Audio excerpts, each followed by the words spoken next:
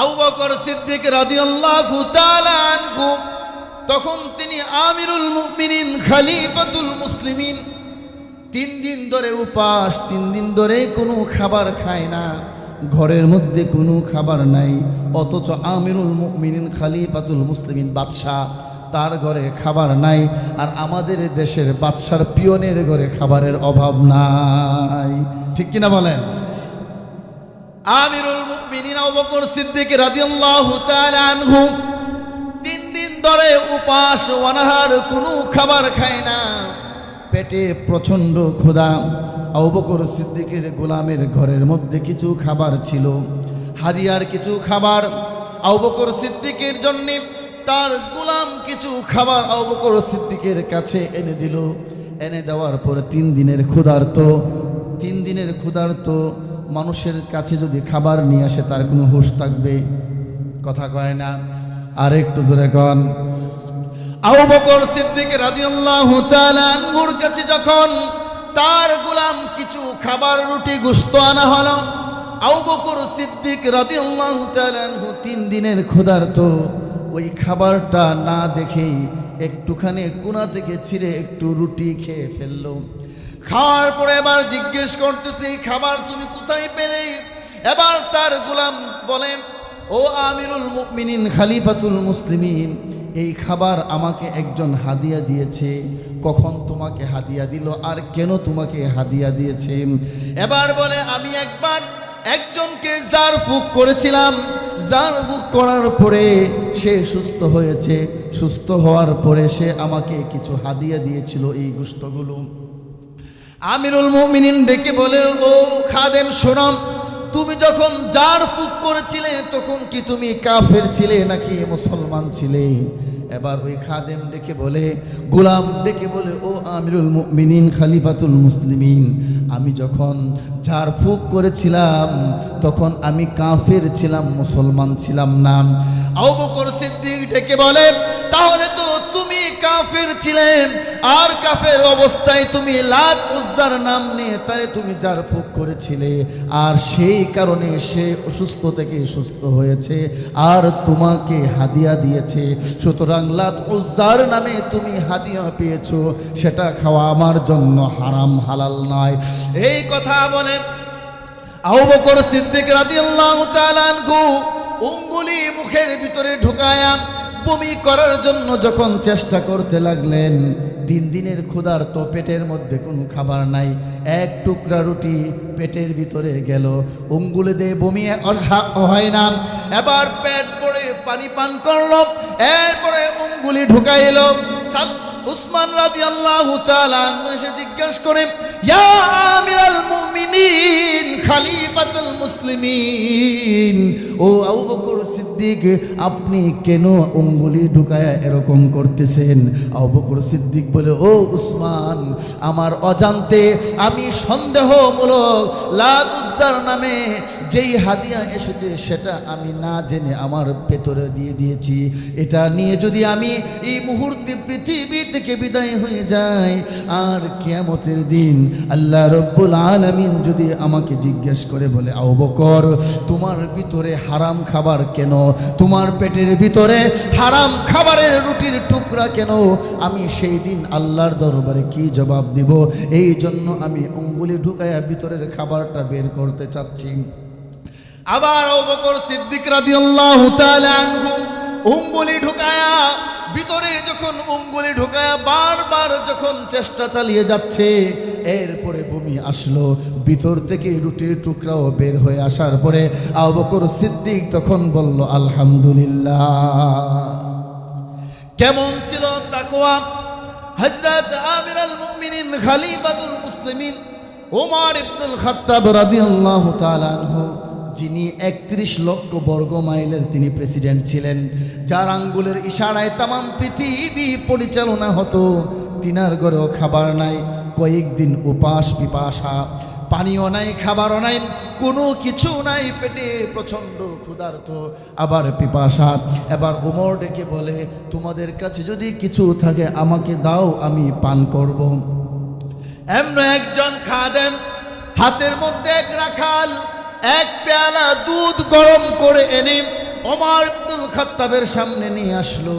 ওমর ইবনুল খাত্তাব রাদিয়াল্লাহু তাআলা আনহু এই দুধ, গরম দুধ দেখে, কারণ ওমরের দুধ আর মধু খুব প্রিয় ছিল, আর জৈতুন তার খুব প্রিয় ছিল। ওমর ইবনুল খাত্তাব রাদিয়াল্লাহু তাআলা আনহু এই দুধ দেখা মাত্রই হাতের মধ্যে পেয়ালা নিয়ে এক ঢুক দুধ তিনি পান করে ফেললেন। এক ঢুক দুধ পান করার পরে এবার আমিরুল মুমিনিন ওমর জিজ্ঞাসা করে, ও রাখাল, এই দুধ কি তোমার বাড়ির কোনো প্রাণীর উটনির দুধ নাকি? রাখাল বলে, না না, আমার বাড়িতে কোনো উটনি নাই, কোনো কিছু নাই, এটা আমার বাড়ির নয়, বাইতুল মাল থেকে সদকা হিসেবে যে দুধটুকু আমি পেয়েছি, আমি খাওয়ার পরে অবশিষ্ট যে দুধগুলো ছিল ওই দুধগুলো আমি আপনাকে হাদিয়া দিয়ে দিলাম। আমিরুল মুমিনিন বলে, তোমার এই দুধ খাওয়া তো আমার জন্য জায়েজ হবে না।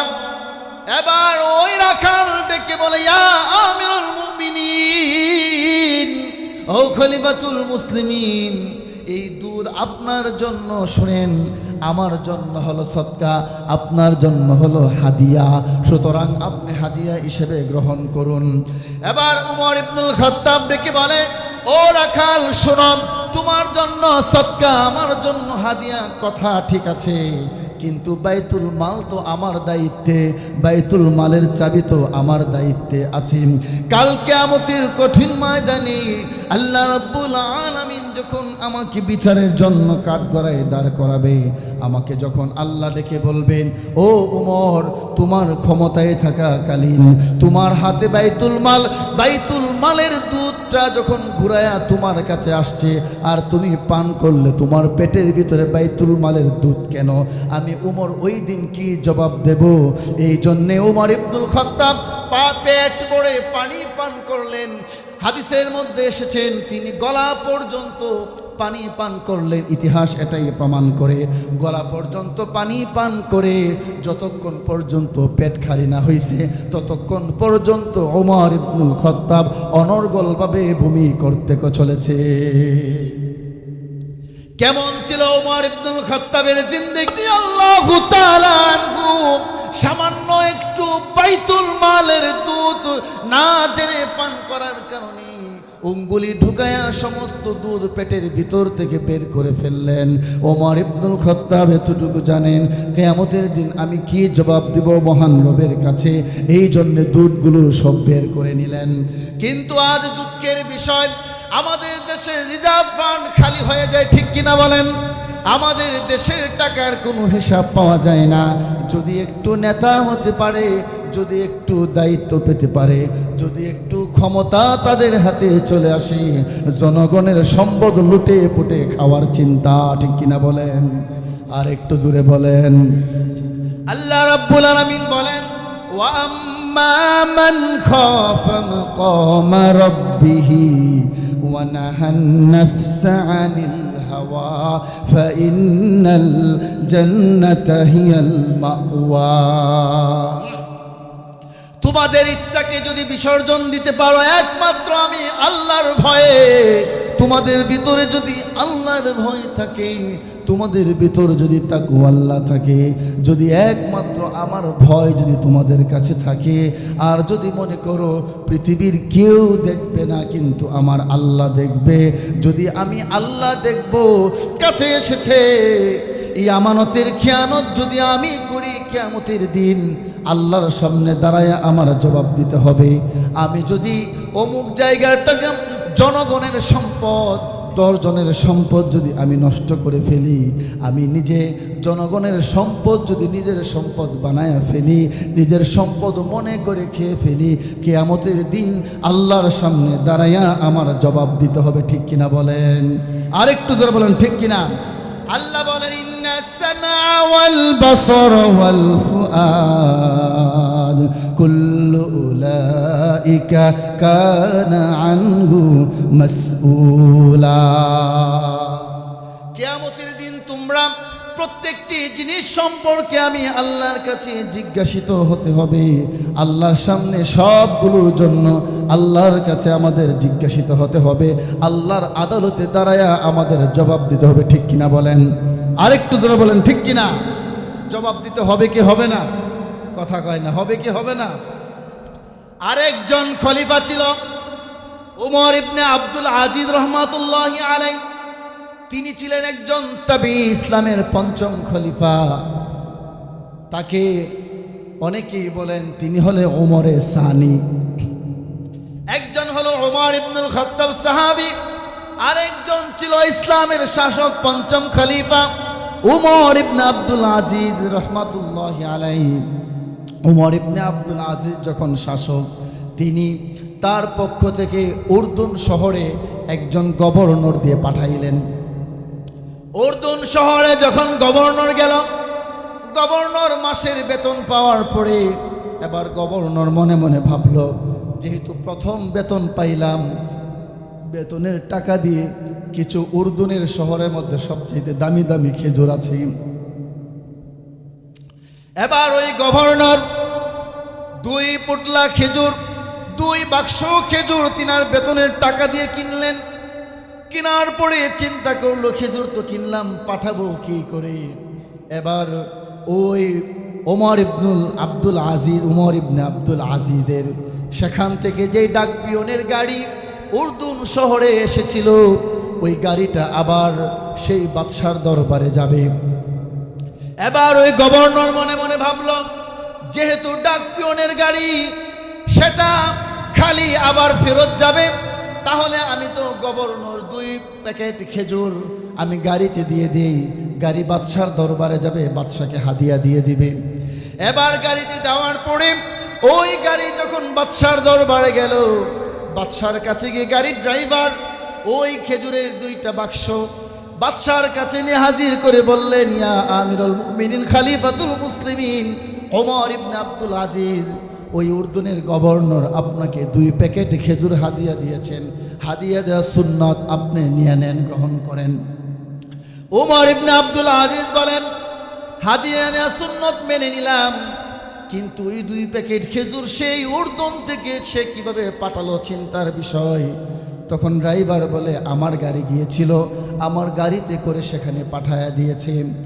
এবার উমর ইবনে আব্দুল আজিজ লক্ষ্য করে দেখেন কেমন একজন ইনসাফওয়ালা শাসক ছিলেন।